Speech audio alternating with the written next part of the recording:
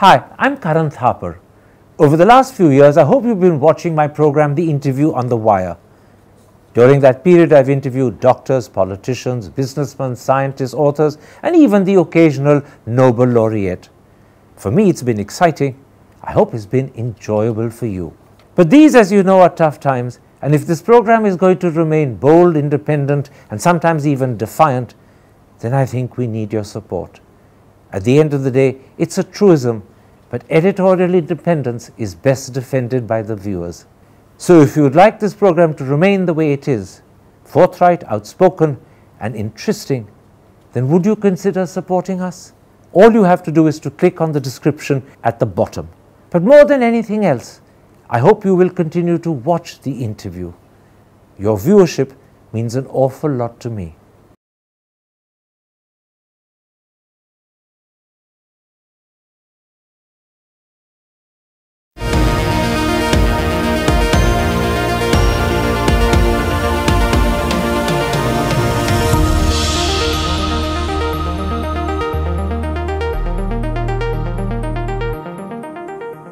Hello and welcome to a special interview for The Wire.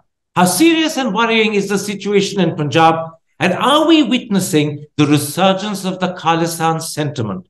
Those are two critical issues that I should raise today with someone who has served as Finance Minister of Punjab longer than any other politician.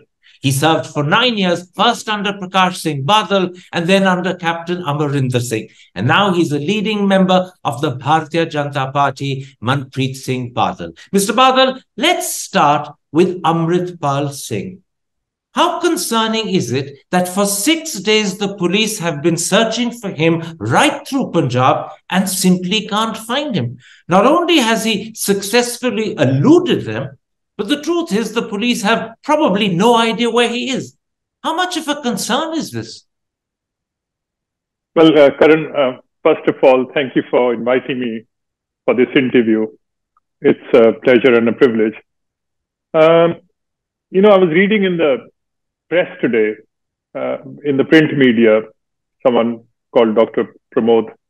And I really liked the first sentence in his article where he says, there are three Punjabs in the world. There is the Indian Punjab, then there is the diaspora, Punjabi diaspora, and then there is the Pakistani Punjab.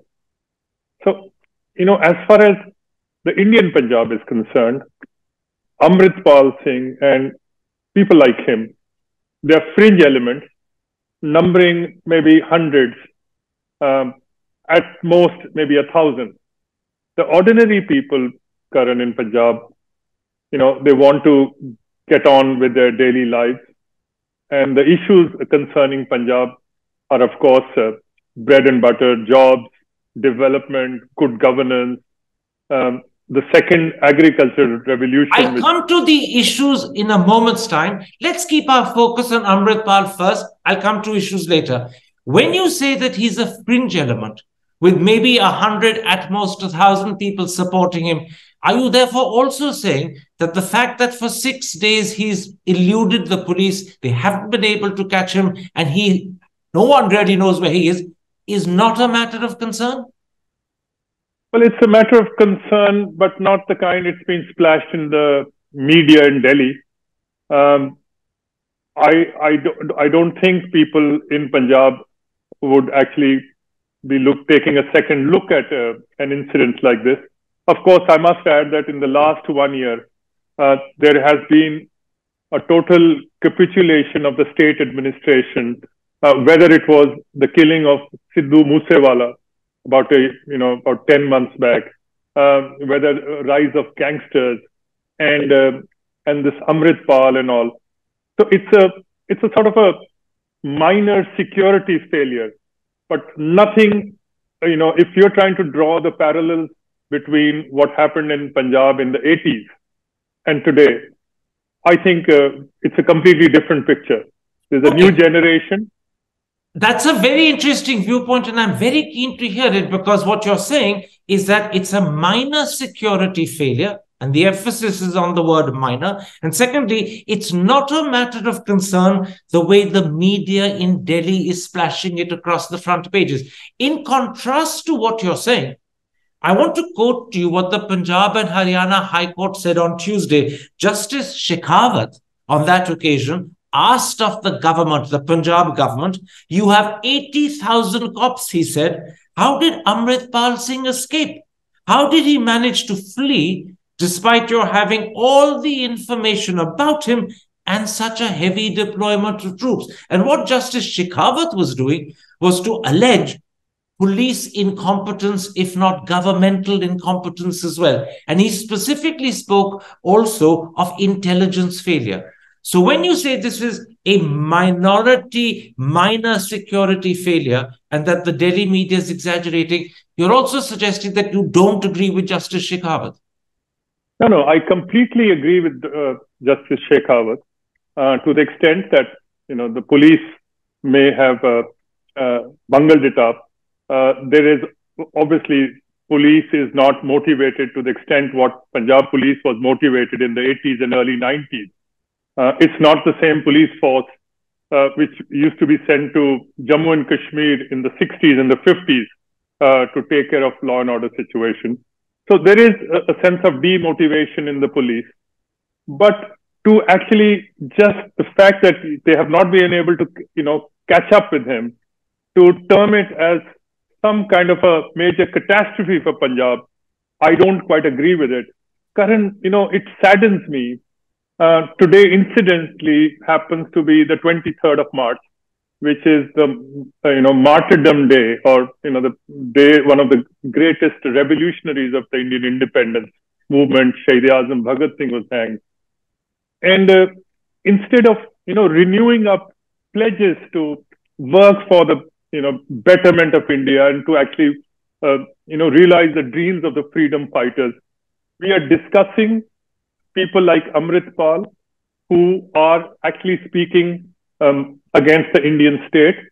And I would have thought that today's interview with you and with such a seasoned journalist would be on how to try and fix Punjab.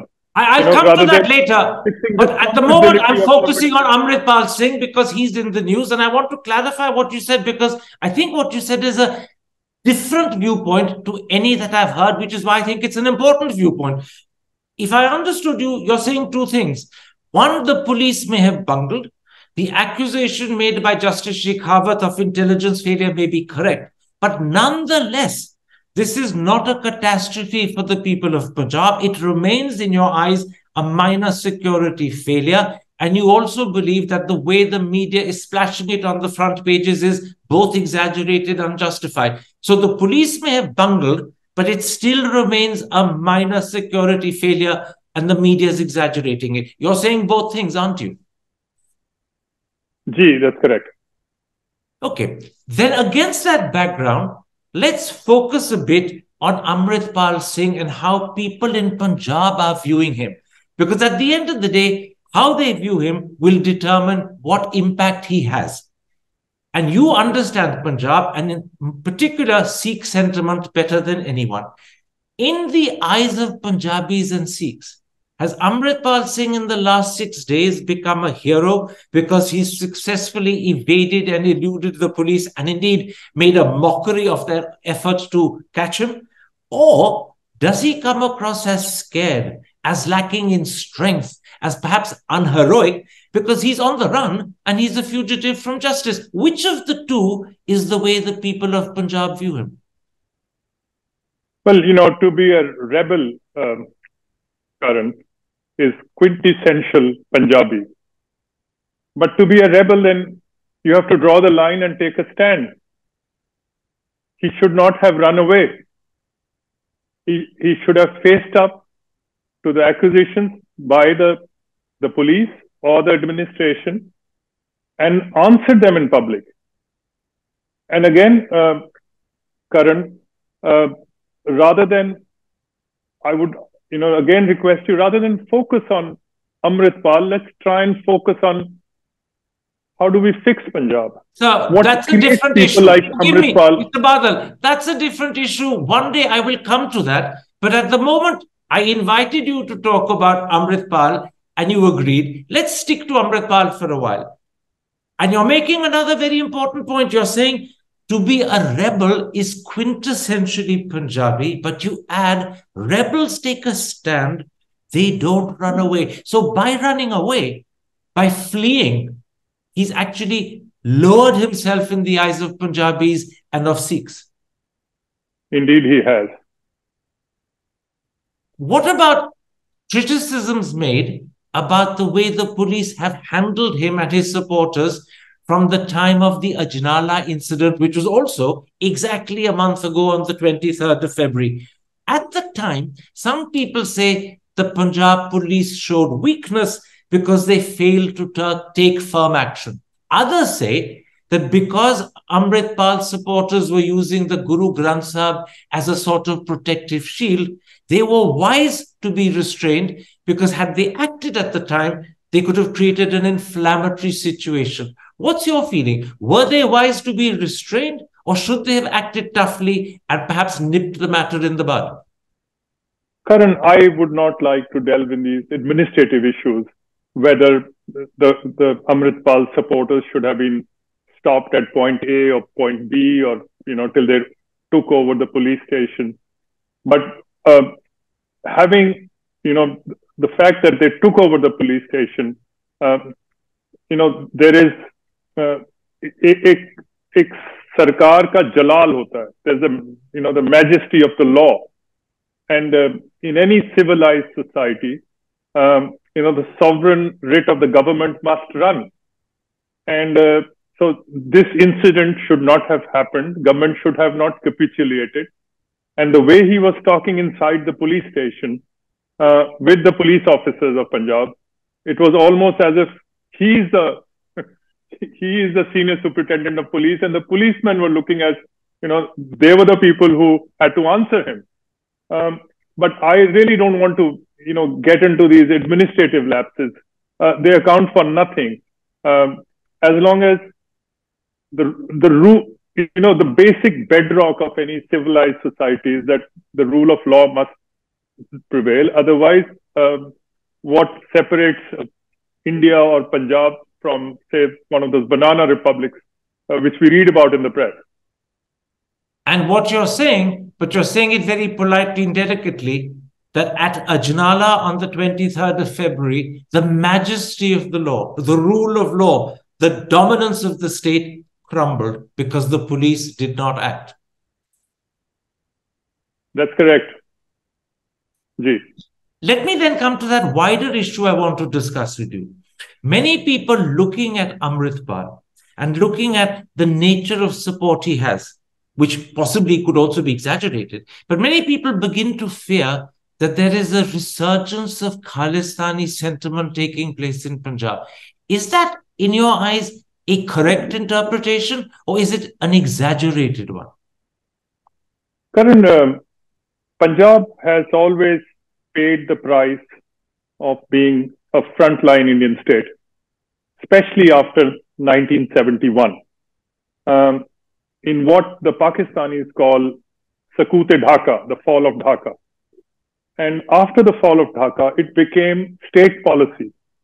And there is, in fact, newspaper records available where the then Prime Minister, Zulfikar Ali Bhutto, had called several editors of newspapers to his village in Sindh, Naudera. This is immediately after the Simla Accord, where he said that we will take revenge for the fall of Dhaka. That revenge will be in Punjab. And so the deep state, Pakistani deep state, continues to sponsor people like Amritpal and, his predecessors and people yet to come.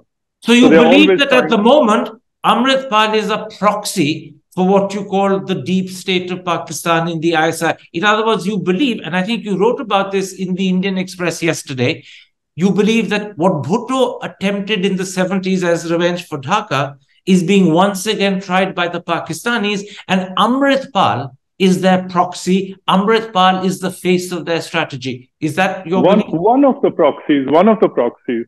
After all, Karan, you must realize that there is a major general in the ISI who is handling a desk called the K2 desk, which is Kashmir and Khalistan, who must get up every morning, leave his house at 9 or 10 in the morning, to sit in his office, come back for lunch, and after lunch again go back to office. What would he be telling his wife? Ki main pakode kha ke aa gaya. I've had samosas. But let's not get into that. Come back to my point, because we have limited time. You do therefore see Amritpal as a second attempt by Pakistan, and in particular by the Pakistan ISI, to rekindle the Khalistan sentiment in Punjab. My considered view is in India. My considered view is that after the abolition of Section 317 Kashmir, where militancy has died down to a considerable extent, they are trying to revive something in Punjab to hurt the Indian state. And Amritpal is one of the proxies. And Let the me ask you diaspora. this. If Amritpal is intended by the Pakistanis as the match that rekindles the Khalistani flame in Pakistan, is it working? Is the fire catching on, or is that fear exaggerated?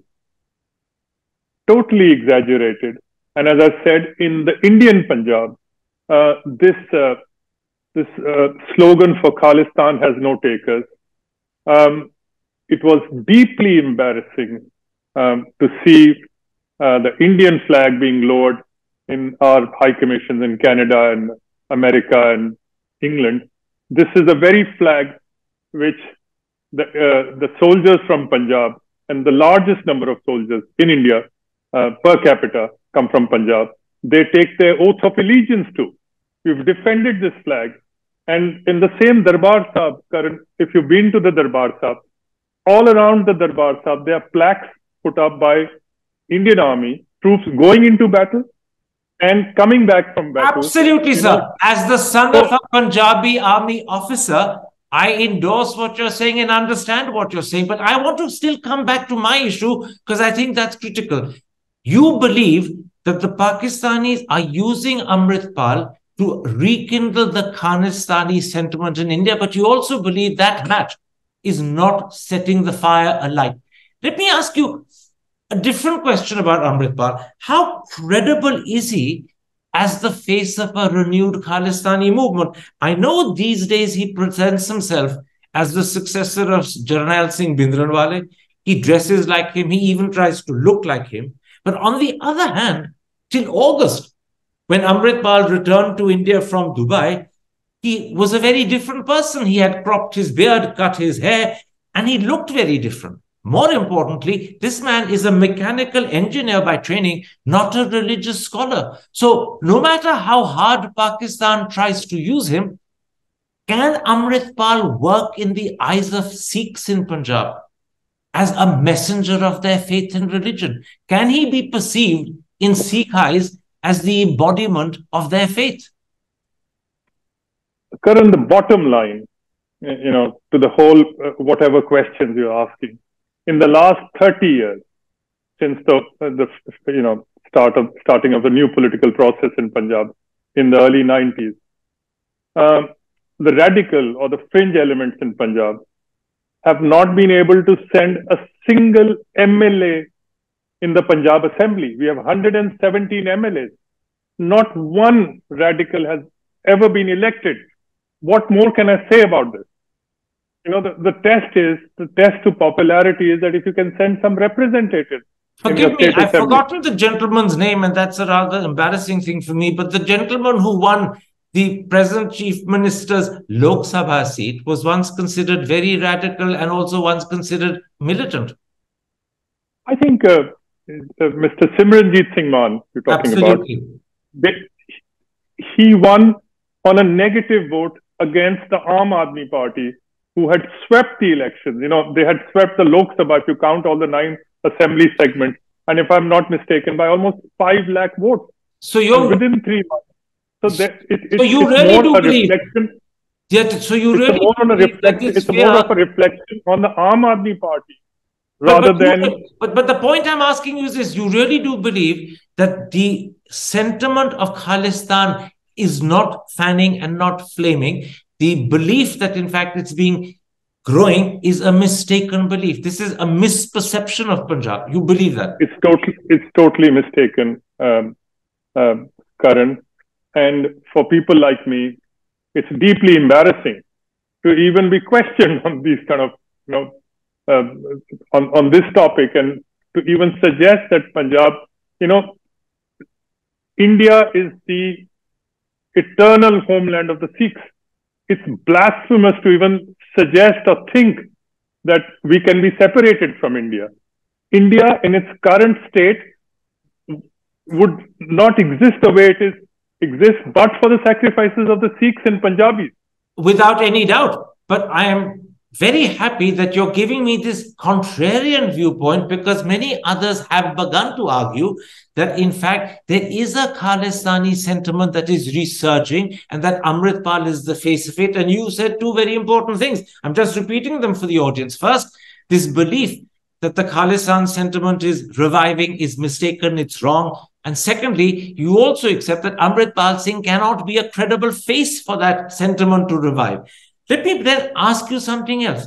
Punjab does have, and you alluded to this a moment ago, a series of problems. The broader picture of Punjab presents a drugs problem, an unemployment problem, a serious farmers' issue problem, and then, of course, as you wrote in the Indian Express yesterday, there's Pakistan across the border sending drones with weapons and arms. Cumulatively, on top of all of that, how much of an additional factor is Amritpal and Waris Punjab there? None at all. Believe you me. And even the drugs problem, the issue of drugs is again a Pakistani sponsored program. That the young people of Punjab are not fit to join the armed forces anymore. B, so that they act as couriers, because once you're an addict, you could do anything. C, the police then becomes totally involved trying to control drugs and let the militants of criminals have a field day. And finally, to wreck the economy of Punjab. Punjab was once the highest per capita income, once the beacon of light for India. They've managed to destroy our economy. They've managed to destroy a generation of our youth. And this is again part of the wider design to weaken India. But the important point you're making, and I'm interrupting you because I think it should be clarified for the audience, that Punjab does have serious problems. Drugs, the economy, farmers' issues. But the additionality of Amritpal and Waris Punjab on top of that is insignificant. In other words, it is insignificant, yes. Waris Punjab does not really materially change anything. It may be yet more of a problem, but as you said, it's a minor problem. It's a media sensation, but again, as I said, they are not in a position to put representatives in the Punjab Assembly or in the Indian Parliament. Then let me put to you, and I'm sure you've heard this from others, a viewpoint that is being expressed not just in Punjab, but also in Delhi and elsewhere in the country. The viewpoint is that there's more to Amritpal Singh and Waris Punjab perhaps than meets the eye. The argument goes that just as Indira Gandhi propped up Bhindranwale in the early 80s to undermine the Akali government of the day, and incidentally, it was your uncle Prakash Singh Badal who was chief minister at the time. Similarly, it's now said that the Modi government is building up Amritpal Singh to undermine the Aam Aadmi Party government, but perhaps, and this is important, but perhaps also to play the role of Pulwama in 2014. How do you respond to this interpretation? Is it at all credible, or do you dismiss it as laughable? But let me add before you answer, it is being voiced by people, and I'm sure you've heard it said to your face. I think it's an irresponsible assumption. people who are running the third largest military in the world, the fifth largest economy in the world, people who are extremely nationalist, who probably have, I'm not sure, state governments in almost 20 states of India. Could you ever think that they will be irresponsible enough to try and weaken a border state just so that they can either form some kind of government or get a few votes more, just because to try and create communal polarization? But forgive me, Mr. Badal, isn't that what your former party, the Akali Dal, you're not a part of the Akali Dal anymore, but isn't that what the Akali Dal said in the 80s when Bhindranwale was a threat? And many people, I believe, although I'm saying this from memory, including your uncle, the then Chief Minister Prakash Singh Badal, firmly believed that, in fact, Bhindranwale was a proxy for Mrs. Gandhi, a way of unseating and unsettling the Akali government of the day. It was said then. Therefore, people are saying it may be just as credible to say it now. But it was said then, and it was a fact. But, when you're a prime minister and, your thinking is not that of a chaprasi, India is at a different level now. India is actually... But Mr. Badal, your words can be used both ways. It was said then, and it was a fact. That's what you said. And then you added... That's what I said. And then you added the thinking of the Prime Minister is not that of a chaprasi, but Indira Gandhi was Prime Minister. Mrs. Indira Gandhi... Did it. Is it not arguable that another Prime Minister today could try the same tactic? That's all. It's a theory I'm putting to you. Yeah. Karan, Mrs. Indira Gandhi, in those days, was advised by the then Home Minister, Gyani Zail Singh. And Gyani Zail Singh had an acute rivalry with the Punjab Chief Minister of that time called Sardar Darbara Singh. So it was actually Gyani Zail Singh's tactic, and he was the Home Minister. There is no Punjab Home Minister now. There is nothing which the Home Minister of India has some axe to grind in Punjab. My meetings with BJP leaders regarding Punjab, that they're extremely concerned in the sense about the state of affairs in Punjab, state of affairs in terms of unemployment, infrastructure, a second agri, revolution for Punjab, so that Punjab actually, gets back or claws its way back to its rightful place, which is. But aren't you worried? Aren't you worried that the very problems you're talking about, which are very real problems, provide fertile ground for Amritpal Singh and his message to feed upon? That's the danger, isn't it? Indian security forces are strong enough and competent enough to take care of anybody who goes against the law of the land or the Constitution of India. And I don't think so there would be any political purpose served for the BJP trying to Punjab. You don't cut your nose to spite your face. Let me then, at that point, quote to you what Amritpal Singh himself has said. He said it in interviews to television channels, and more importantly, it was quoted by the Hindu newspaper on the 4th of March. He said, if the BJP can talk about Hindutva, why can't I talk about Khalistan? And my question is there a danger that the BJP's stress on Hindutva is both creating the opportunity and perhaps the justification for some attempt to revive Khalistan? And before you answer, I'll quote what Amritpal Singh said, so you know that I'm not making it up. As reported by the Hindu on the 4th of March, he said, has the Prime Minister or Home Minister ever said that they will stop people who talk about a Hindu Rashtra? It means, he says, there's discrimination. Sikhs have their aspirations and Hindus have theirs. While they, the Hindus, can freely talk about theirs, we, the Sikhs, can't.